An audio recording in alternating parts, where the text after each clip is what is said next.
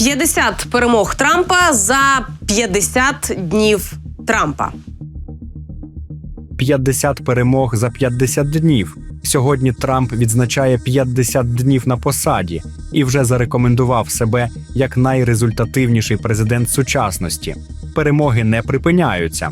Привіт, мене звати Катерина Соляр, і тут не буде звичного нам з вами відліку годин і хвилин, бо тут, як у вакуумі, застиг лише один час – 24 години до.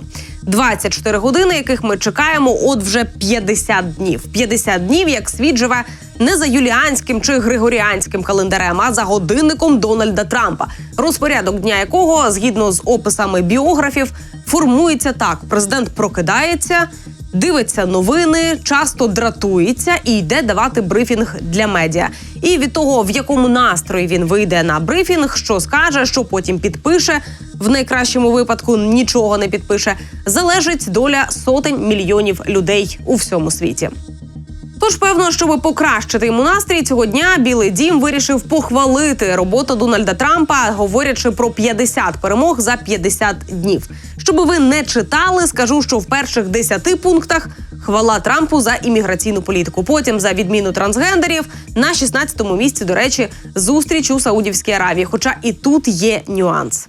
Це такі, знаєте, комунікаційні прийоми, суттєве таке перебільшення спеціально, знову ж таки, саме заради того, щоб, скажімо так, мати певні підстави говорити про свої успіхи. І це певною мірою притаманно будь-якій американській адміністрації, особливо на початку свого терміну і в кінці. Тобто, грубо кажучи, я би тут нічого дивного в цьому конкретно не бачив, тому, скажімо так, дивуватися цьому, мені здається, особливо не варто, але ті, зокрема, і інші негативні, скажімо так, напрямки з економікою, з шоком американців, наприклад, чому Сполучені Штати так швидко почали говорити з Росією, не пояснивши це американському суспільству. Ось це, насправді, як то кажуть, по нашому питанню, по нашому напрямку, найбільше дивує американців. Ну, а далі робота Додж, відміна ковідних правил і законів Байдена. Однак, чим насправді запам'яталися ці 50 днів для Америки і світу? Ну, тим, що вони стали найгіршими в історії США з часів кризи 2009 року. Сьогодні, наприклад, найгірший день на ринку з 2022 року. S&P 500 – це фондовий індекс, до кошика якого включено 503 акції 500 обраних торгових на фондових біржах США публічних компаній, що мають найбільшу капіталізацію. З 20 лютого він втратив 4,5 трильйони доларів ринкової капіталізації. Найбільші втрати зазнає технологічний сектор, IT-сектор США просів за день на 1 трильйон доларів після слів Трампа про можливу рецесію. Крипторинок впав на понад 1 трильйон 300 мільярдів доларів за останні 3 місяці. Мільярдери, які публічно підтримали Трампа за час його роботи, вже втратили 209 мільярдів доларів. Про це повідомляє Bloomberg. Я нагадаю, що Трамп вимагає від України 350 мільярдів доларів компенсацій за надану адміністрацію Байдена зброю. Коли Дональд Трамп складав присягу 20 січня, його оточували деякі з найбагатших людей світу. Мільярдери присутні в той день, включаючи Ілона Маска, Джефа Безоса і Марка Цукерберга. І от через 7 тижнів це вже інша історія. Ні, вони й досі найбагатші, але початок другого терміну Трампа приніс приголомшливий не злет, а розворот для багатьох із тих мільярдерів, які сиділи за Трампом у капіталійській ротонді. 5 втратили сукупні статки на 209 мільярдів доларів, згідно з індексом мільярдерів Bloomberg. І тепер згадують період між обранням Трампа та його інавгурацією як найбільш сприятливий для бізнесу. Статок 53-річного головного виконавчого директора Тесла досяг піку у 486 мільярдів доларів 17 грудня, що є найбільшим статком коли-небудь зафіксованим в індексі багатства. Більшість його прибутків принесла Тесла, акції якої майже подвоїлися після виборів. Відтоді виробник електромобілів відмовився від усіх цих здобутків. Споживачі в Європі обурені підтримкою Маском ультраправих політиків. Продажі Тесла в Німеччині впали більш ніж на 70% за перші 2 місяці року. Китайські поставки також впали на 49% минулого місяця, до рівня якого не було з липня 2022 року. І тепер у Маска мінус 148 мільярдів доларів. Джеф Безос втратив 29 мільярдів доларів. 61-річний Безос, який сварився з Трампом через поштову службу і його власність на Вашингтон-Пост під час першого президентського терміну, привітав Трампа наступного дня після виборів на платформі X Маска в соціальних мережах. В грудні Амазон пожертвував $1 мільйон у фонд інавгурації Трампа. А минулого місяця Безос обідав із президентом того самого дня, коли Безос оголосив, що його газета надаватиме пріоритет особистим свободам і вільним ринкам у своєму розділі громадської думки. Але, як ми бачимо, громадська думка не цікавить Трампа. У літаку після чергових вихідних за гольфом у Мар-а-Лаго Трамп вчергове роздавав коментарі ЗМІ. Тож, почувши запитання від Вашингтон-Пост про Путіна, сказав, що більше не довіряє цьому медіа. Атакуючи Україну, коли ви намагаєтеся встановити мир, Путін демонструє неповагу до вас? Що він робить? Він атакує Україну? Він проявляє неповагу до мене. Так. Хто ви? Майкл Бірнбаум, Вашингтон-Пост. Ви втратили багато довіри. Хто наступний? Тож, з 17 січня акції Амазон впали на 14%. Сергій Брін за 50 днів втратив 22 мільярди доларів. 51-річний Брін, який разом із Ларі Пейджем заснував компанію, тоді відому як Google, і досі зберігає 6% акцій. Він приєднався до протесту проти міграційної політики адміністрації Трампа в аеропорту Сан-Франциско в 2017 році. Після переобрання Трампа у листопаді Брін обідав з ним у Мар-а-Лаго наступного місяця. Акції Альфабет впали більш ніж на 7% на початку лютого після того, як компанія не досягла квартального прогнозу прибутків. Представники Альфабет, на яку наразі чинять тиск з боку Міністерства юстиції щодо ліквідації її пошукової компанії, минулого тижня зустрілися з урядом і попросили його зайняти менш агресивну позицію.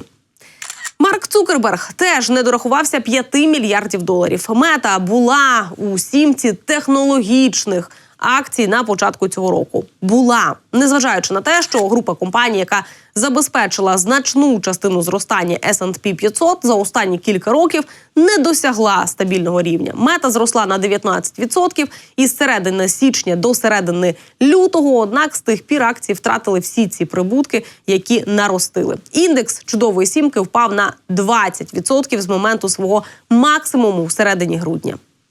Бернар Арно також мінус 5 мільярдів доларів. 76-річний Арно, чия родина володіє конгломератом предметів розкоші, що стоїть за такими брендами, як Луї Вітон і Булгарі, був другом Трампа протягом десятиліть. Після тривалого зниження вартості акцій в 2024 році французька компанія, виробник предметів розкоші, підскочила у вартості більш ніж на 20% від виборів до кінця січня. Але вже минулого місяця аналітики заявили, що у компанії відчуваються проблеми.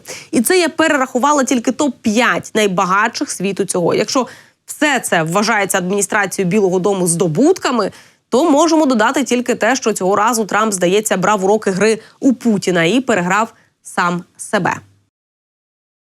Ви всі бачите, як сильно падають ринки. Це буде найвеличніша депресія. Не просто велика депресія, яку міг би організувати хто завгодно, а найвеличніша велика депресія. Ні в кого ще не було такої. Жоден президент ще не досягав такого успіху. Тільки я міг би організувати таку. Тільки справжній геній може організувати найвеличнішу депресію і так швидко. Ніхто б не зробив це швидше. Ніхто.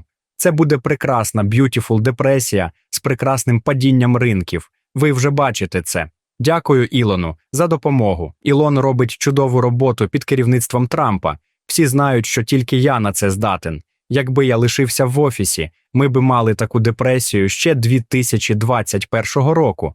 Але клятий Байден, що вбива курей, вкрав нашу перемогу і вкрав у ринків справжню велич. Я поверну все це Америці.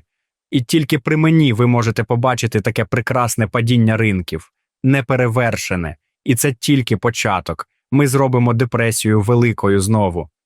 А ще ж не забувайте про введені США 25% мита на товари з Канади та Мексики, що призвело до аналогічних дій у відповідь. Ба більше того, канадійці взагалі вирішили бойкотувати американські товари. З полиць магазинів почали прибирати снеки, алкоголь, кока-колу та інші товари. До бойкоту долучилися і решта європейських країн, а також Мексика. А там, де їх не прибирають, поставили вказівники, що ці товари родом з Америки. Навіть американо перейменовують на канадіано, щоб їх точно нічого не пов'язувало з Трампом. Також Канада планує закрити американцям доступ до своїх енергоресурсів. Але це для Трампа взагалі не проблема, бо в команді президента вже повідомили, що працюють над пом'якшенням санкцій щодо Росії.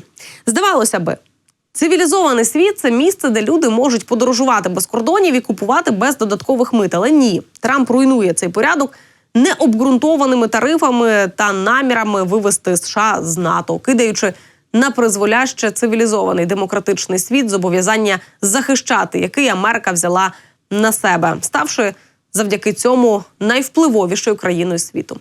Додайте до цього зупинку підтримки України одночасно з відновленням дружби з Росією, перегляд кордонів з Канадою, прямі перемовини з Хамасом за спиною Ізраїлю і введення, невведення і знову введення тарифів проти країн-союзниць. От вони, справжні здобутки Трампа на посаді президента. А ще ж не забуваємо про ціни на яйця, які замість Ілона Маска злетіли у космос. Та державного секретаря США, який з хрестом на лобі озвучував російські наративи у прямому ефірі про те, що війна Росії проти України – це проксі-війна між Сполученими Штатами та РФ, виводячи російську пропагандистську машину в топ рейтингів по всьому світу. Якщо ж відкинути інформаційний шум, який є димовою завісою, то побачимо, що шоу Трампа – це політична стратегія, призначена для мінімізації підзвітності, яка залишає критиків президента деморалізованими та дезорієнтованими, нездатними зрозуміти, як діяти. Критиків, але не Україну. Бо Україна знає, вже знає. Бо ми на цих емоційних каруселях, знаєте, вже не перший рік. Ми виживали при російській пропаганді, витримаємо і американську. І якщо вже говорити про здобутки Дональда Трампа за 50 днів, то тут слід зазначити, що здобутком номер 1 є рішучість Європи. Ще 50 днів тому ніхто не міг навіть собі уявити, що Європа прокинеться і почне озброюватися. Допомагати не тільки Україні стати сталевим дикобразом, а й сама ставатиме цим сталевим дикобразом. Час ілюзій минув, сказала Урсула фон дер Ляєн, яка знову закликала ЄС збільшити витрати на оборону. Європа стикається з кризою безпеки і більше не може покладатися на захист з боку Сполучених Штатів. Тому має взяти на себе велику відповідальність за власну оборону. Після закінчення Холодної війни деякі вважали, що Росію можна інтегрувати в економічну та безпечну архітектуру Європи. Тоді як інші сподівалися, що ми зможемо нескінченно покладатися на повний захист Америки.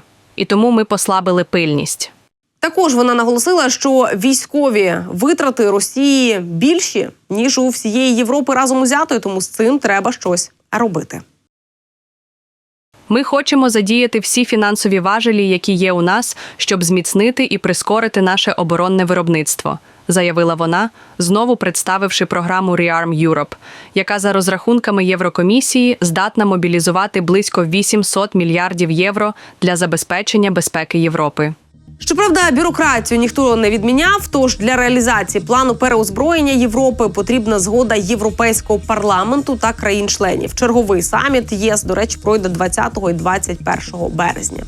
Березень обіцяє бути насиченим. Тримаємо руку на пульсі, а голову холодною, бо відлік 24 годин триває.